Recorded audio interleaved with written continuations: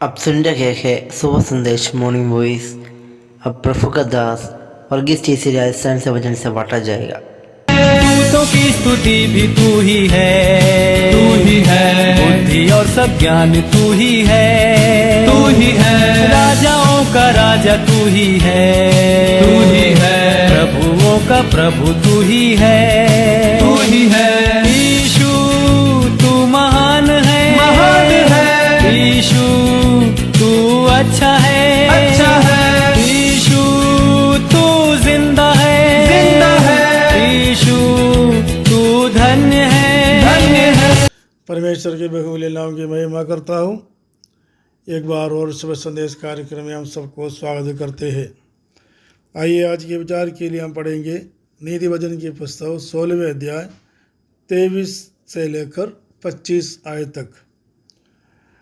बुद्धिमान का मन उसके मुंह पर भी बुद्धिमानी प्रकट करता है और उसके वचन में विद्या रहती है।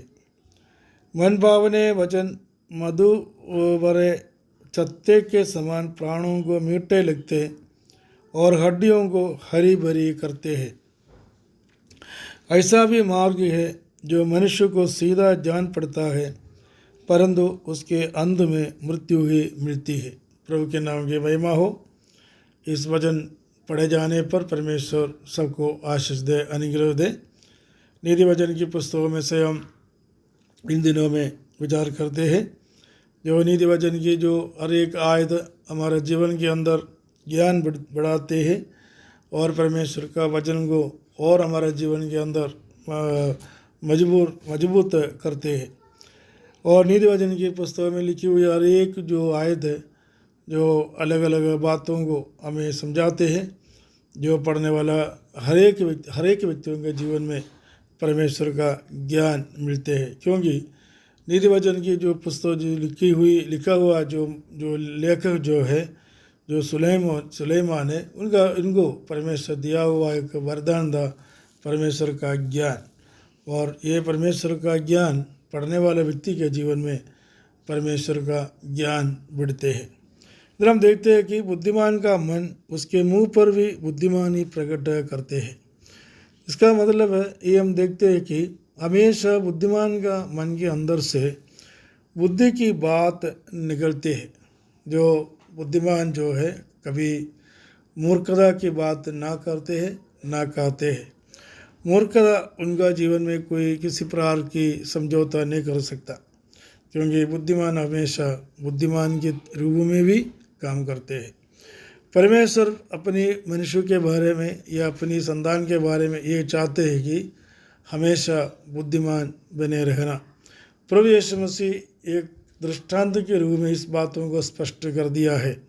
एक बार एक बुद्धिमान थे, एक मूर्ख व्यक्ति थे। दोनों अपनी मकान बनाने के लिए सोचा, लेकिन बुद्धिमान ने चट्टान पर मकान बनाया और आंधी तूफान आया और गिरा नहीं, लेकिन वो स्थिर रहा। लेकिन जो मूर्ख व्यक्ति जो मकान जो बनाया वो मिट्टी में बनाया, आंधी तूफान आया, बाढ़ आया और मिट्टी में अपनी मकान दह गया। मतलब बुद्धिमान रहना परमेश्वर का आशीष में आता है। बुद्धिमान रहना परमेश्वर का वरदान में आता है। यदि हमारे जीवन में कोई बुद्धि नहीं हो तो याकूब की पत्री में हम इसी प्रकार पढ़ते हैं, यदि हमारे जीवन में कोई बुद्धि की कमी हो, सर्वशक्तिमान परमेश्वर से प्रार्थना करता है तो परमेश्वर उनको बुद्धि देते हैं। परमेश्वर के वचन में ये एक आज्ञा के रूप में दिया हुआ है, हम हमेशा बुद्धिमान रहना है। तो हम देखते हैं कि बुद्धिमान की मुंह से बुद्धिमान ही प्रकट करता है, बुद्धि की बात प्रकट करता है, अच्छी बात प्रकट करता है। और उसका हर एक जो वचन जो है ज्ञान देने वाला वचन होता है। कभी किसी को धोखा देने वाला वचन नहीं हो सकता, कभी किसी को किसी बातों में फंसाने वाला बात नहीं हो सकता। और दूसरों को हमेशा बुद्धि बढ़ाने के लिए, ज्ञान बढ़ाने के लिए और उनका जीवन के अंदर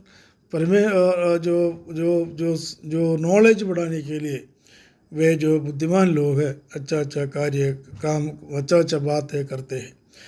24 आयत के अंदर हम इस प्रकार पढ़ते हैं मन भावने वचन मधुमरे छत्ते के समान प्राणों को मीठा लगते हैं और हड्डियों को हरी भरी करते हैं। मन भावने वचन का मतलब है जो दूसरों को सुनने में अच्छा लगे। कई लोगों का जो शब्द जो है दूसरों को सुनने में अच्छा नहीं लगते हैं, हमेशा कड़वापन, गुस्सा, नाराज, नफरत, ऐसी बात बोलने वाला बहुत लोग संसार में है। लेकिन जो दूसरों को सुनने में अच्छा लगे, मीठा लगे और इसी प्रकार की बात कहने के लिए जो परमेश्वर का वचन की आज्ञा है, जो मनुष्य को दिया गया है। और इसमें लिखा है, हम देखते हैं कि मन भावने वचन मधुमरे छत्तों के समान प्राणों को मीठा लेते हैं। मन भावने भजन बोलना, मीठा मीठा बातें बोलना, सबको अच्छा लगे या सबको प्रोत्साहन मिले, कभी किसी को निराशा नहीं हो जाए, दुखी नहीं हो जाए, ऐसा मीठा भजन बोलना, ये विश्वासियों के लिए, हम सबके लिए परमेश्वर का वचन का आज्ञा है। और ऐसा हम उसका कारण क्या है, इसमें लिखता है हड्डियों को हरी भरी करते हैं और अपने जो शरीर को अच्छी मीठा बातें सुनना और किसी से अच्छा बात सुनना हमारा अस्थियों को मजबूत करते हैं, ताकत देते हैं और हमें हिम्मत देते हैं कि हम आगे काम कर सकें। कभी निराशा, थकावट, परेशानियाँ और मन के अंदर किसी प्रकार की तकलीफ़ होने नहीं देता है जो मन भावने वचन।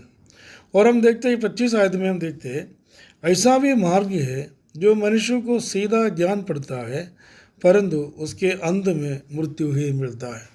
कई लोगों का जीवन में कई बात ऐसा होता है और जो हम करते हैं अच्छा है, सही है, लेकिन उसका अंत हम देखते हैं कि मृत्यु ही है। अंत में वो मृत्यु में चला जाता है और अंत बहुत विनाश हो जाता है। इसलिए परमेश्वर का वचन में है, हम देखते हैं कि मनुष्य जैसा चाहता है वैसा नहीं, लेकिन परमेश्वर का ज्ञान के हिसाब से, ज्ञान के अनुसार, परमेश्वर में जो देने वाला ज्ञान को देखते हुए, ज्ञानी के रूप में, बुद्धिमान के रूप में अपना कार्य करते हुए आगे बढ़ना, ये परमेश्वर हमसे चाहता है। एक मसीह जीवन बिताने वाला हर एक व्यक्तियों का जीवन में इसी प्रकार की जो ज्ञान बढ़ाना परमेश्वर चाहते हैं। इसीलिए हम यीशु मसीह पर विश्वास करते हुए और यीशु मसीह का सेवा करते हुए और परमेश्वर का जीवित वचन जो यीशु मसीह के द्वारा हमें जो बताया गया, इस वचन को पढ़कर हम आशीष पाकर, ज्ञान बढ़ाकर आगे बढ़ते हैं। परमेश्वर इस वचन के द्वारा सबको सहायता करे, मदद करे। प्रभु के नाम की महिमा हो।